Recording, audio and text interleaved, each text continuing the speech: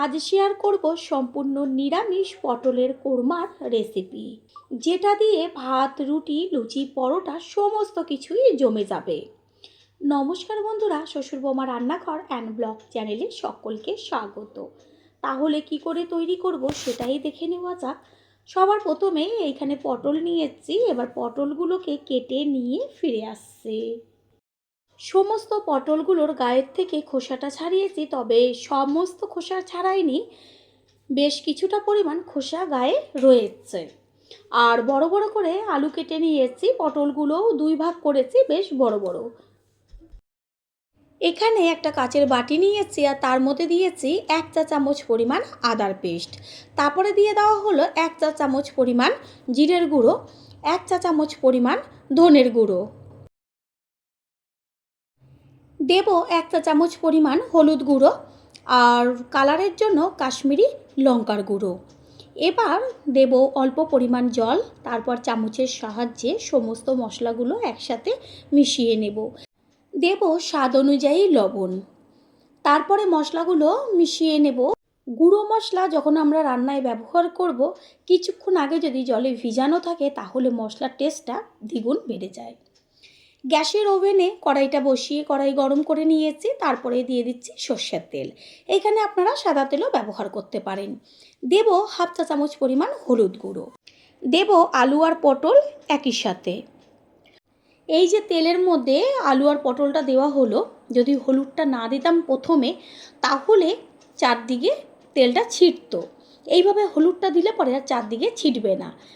আলু আর পটল high to medium ফ্লেমে ভেজে নিতে হবে। পটল যদি ভালোভাবে বেশ লাল লাল করে ভাজা না হয় তাহলে কিন্তু খেতে ভালো লাগে না, যতই ভালো করে আপনি রান্নাটা করেন। সেই কারণে পটলটাকে সব সময়ের জন্য ভালো করে ভেজে নিতে হয়। আলু আর পটলের গায়ে বেশ কালার এসছে, ঠিক এইভাবে বারে বারে খুন্তি দিয়ে একটু নেড়ে চেড়ে ভাজা করতে হবে। এটা ভাজা হোক। অন্যদিকে এখানে একটা মিক্সিং জার নিয়েছি, তার মধ্যে দিয়ে দেব 4-5টা কাজু বাদাম, দেব কিশমিশ আর সামান্য জল দিয়ে এবার একই সাথে পেস্ট করে নেব। দেখাই যাচ্ছে যে আলু আর পটলটা কত সুন্দর লাল লাল হয়ে ভাজা হয়েছে। ঠিক এরকম পুরো লাল লাল করে পটলটা যেন বিশেষ করে ভাজা হয়। আলু আর পটল খুব ভালোভাবে ভাজা হয়ে গেছে। এবার এগুলোকে তুলে একটা পাত্রে রাখবো।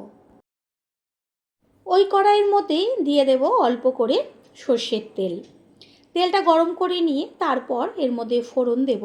ছোটো চামচের 1 চা চামচ পরিমাণ সাদা জিরে, একটা শুকনো লঙ্কা আর হচ্ছে তেজপাতা, গোটা গরম মশলা যেমন এলাচ, দারচিনি, লবঙ্গ, জয়িত্রী 1 টুকরো।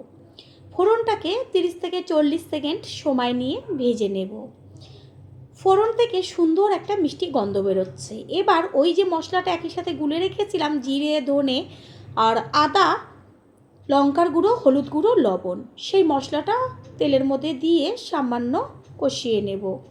2 থেকে 3 মিনিট মতো কষিয়ে নেওয়ার পরে দেব একটা টমেটো আর কাঁচা পাকা লঙ্কা একসাথে পেস্ট করে নিয়েছিলাম, সেই পেস্ট। মশলাটাকে এবার ভালোভাবে কষিয়ে নেব। আর এইখানে পটল আর আলু ভেজে রেখেছি। এখানে একটা ছোট বাটির মধ্যে কাজু বাদাম আর কিশমিশের পেস্টটা রয়েছে, আর এখানে টক দই।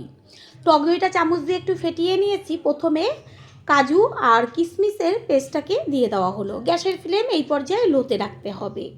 মশলার সাথে মিশিয়ে নেওয়ার সাথে সাথে দিয়ে দেব ফেটিয়ে নেওয়া টক দই।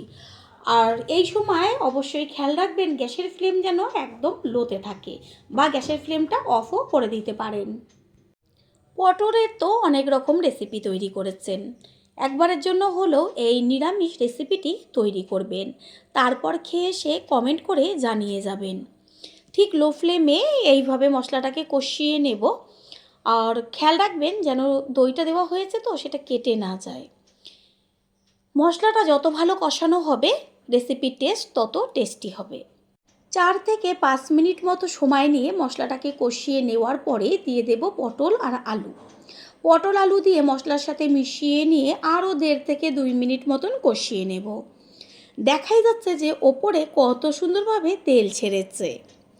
ঠিক এরকমভাবেই মশলাটা কষানো হবে। তারপর খুন্তি দিয়ে একটু নেড়ে চেড়ে নিয়ে এর মধ্যে দিয়ে দেব উষ্ণ গরম জল। সব সময় চেষ্টা করবেন রান্নাতে উষ্ণ গরম জলটা ব্যবহার করার। এতে কি হয়, রান্নার টেস্টটা দ্বিগুণ বেড়ে যায়। পটলে এটা পাতলা ঝোল হবে না, বেশ মাখা মাখা হবে, সেই বুঝে জলটা ব্যবহার করবেন। গ্যাসের ফ্লেমটা হাই করে দিয়ে ভালো করে ফুটিয়ে নেব। টকবক করে ফুটতে শুরু করেছে, এই পর্যায়ে একটা ঢাকনা চাপা দিয়ে দেব তাড়াতাড়ি আলু পটলটা হবার জন্য।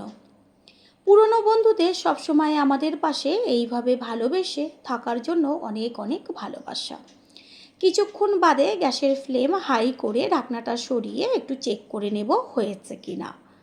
এই যে এতখানি ঝোল দেখা যাচ্ছে, এটা কিন্তু থাকবে না, যেহেতু কাজু বাদাম দেওয়া রয়েছে, ঝোলটা টেনে যাবে। আলুও সিদ্ধ হয়ে গেছে, বেশ একটু ঝোল ঝোল অবস্থাতেই নামাতে হবে, ঠান্ডা হলে বসে যাবে। রেসিপি একদম কমপ্লিট। এই পর্যায়ে দিয়ে দেব ছোটো চামচের 1 চা চামচ পরিমাণ গরম মশলার গুঁড়ো। গরম মশলার গুঁড়োটা মিশিয়ে নেব। প্রথমবার যারা আমাদের চ্যানেল ভিজিট করছেন তাদের আন্তরিক শুভেচ্ছা ও অনেক ভালোবাসা। আমাদের রেসিপিগুলো যদি ভালো লেগে থাকে সাবস্ক্রাইব করে দেওয়ার অনুরোধ রইল ও পাশে থাকা বেল আইকনে ক্লিক করলে পরবর্তী ভিডিওগুলো সবার আগে আপনাদের কাছে পৌঁছে যাবে। কোরমা একদম কমপ্লিট। গ্যাস অফ করে দেব। তার আগে দিয়ে দিচ্ছি 1 চা চামচ পরিমাণ গাওয়া ঘি। ঘিটা মিশিয়ে নিয়ে এবার একটা ঢাকনা চাপা দিয়ে দেব কিছুক্ষণের জন্য।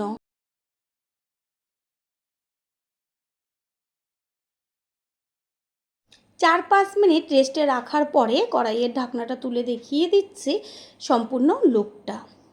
এবার একটা পাত্রে তুলে নেব। তৈরি হয়ে গেল আজকের রেসিপি। আশা করি রেসিপিটি ভালো লাগলো।